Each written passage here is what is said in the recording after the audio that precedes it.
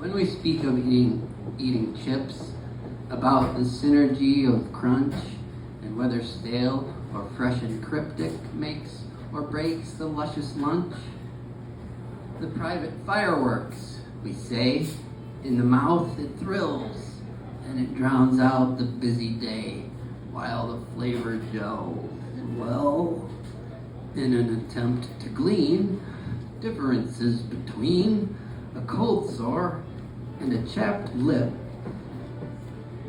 First, I must describe the scenario you may think is designed to scare you. I mean only to help prepare you for a new trip. So putting my favorite chips one day right into the blender, I must have been on a positively preposterous bender as I added soda pop, keen on the foul hunch in hot pursuit of a popular legal liquid lunch. Then I plop in ketchup paste remaining bent enough to throw in a lollipop and making haste to some extent, yet easy going when suddenly how a chips smoothie can get lapped shows to me as it spills all over my lap and then hits the floor splat.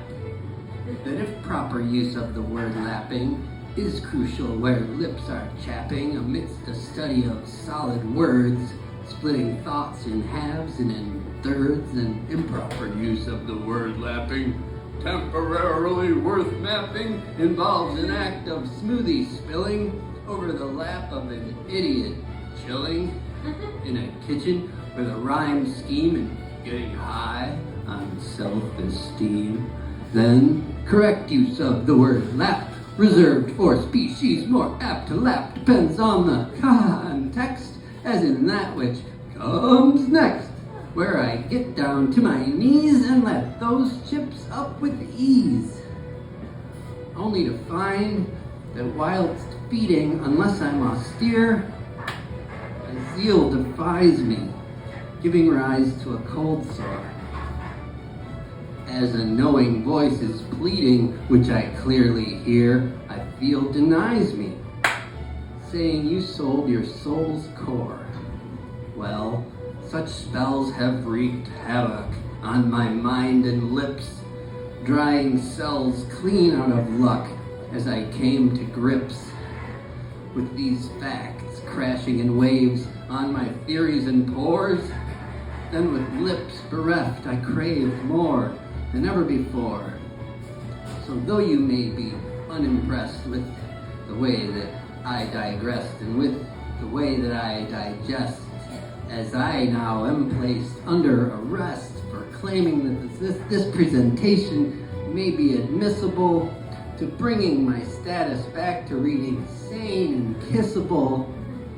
You see, the mustard had the most of me as I went mad, along with free associations allowing such interpretations to mean so much. So, since we can see how cold sores and chapped lips correspond to sold cores and lapped chips, if we're astute, we'll figure out when we make a food with ground beef instead of fruit, no doubt that we fake a mood with bound grief as an excuse for going along with such a facade and such abuse, knowing it's wrong, a whole enchilada. So it's best we do a diet thing, lest we rue a riot thing. And when using the phrase real food, wonder first, does it feel rude? Now, as we have dwelt between chapped lips and cold sores, on thin ice in a melting pot of boiling hot sold cores, where we've become well-rounded, however, real wounded.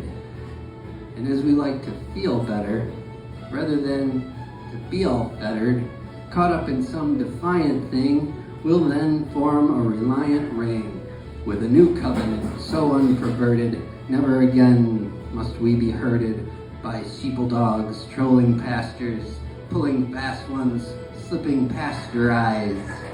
the means by which we were guided to make decisions already decided by circumscribers and the brethren, too blinded to see tethering systems so unhealthy.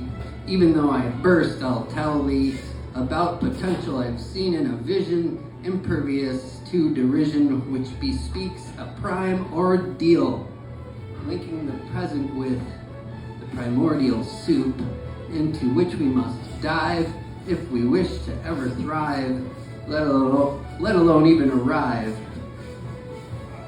at the mercy of the mind of the universe, reduced to a race of guinea pigs, hoping and groping as we rehearse for some blessed gigs. With a rusty old barbaric and a trusty new archaic, of the distance between them, I say we shall span it, after we all complain about it and cease to say ick about the means with which we just may plan it. Oh, America, I hate to insult us, but did the world really exalt us? And now as the forces of nature halt us, trotting along in our trance, if we're so vital to evolution, with our customary cult of revolution, ain't we bound to discover the solution hidden in our dance? For civilization thus far, only a rumor, mistreated like the tumor on the proverbial consumer, sparking the germination of a seed just now beginning to grow into a song we long to know, against all odds, but even so, destined for manifestation. For sure, as the soul of an apple exists in some fashion, a conundrum hard to grapple with takes some passion. Because if there are correlations inherently mesmerizing, in common turns of phrase, subjected to reorganizing, that reveal passages through such language features and deliver messages to sentient creatures, I can vouch for this truth, even with my sweetest tooth. And that's my poem. It's vegan, even though I'm not. Thank you. Thank you.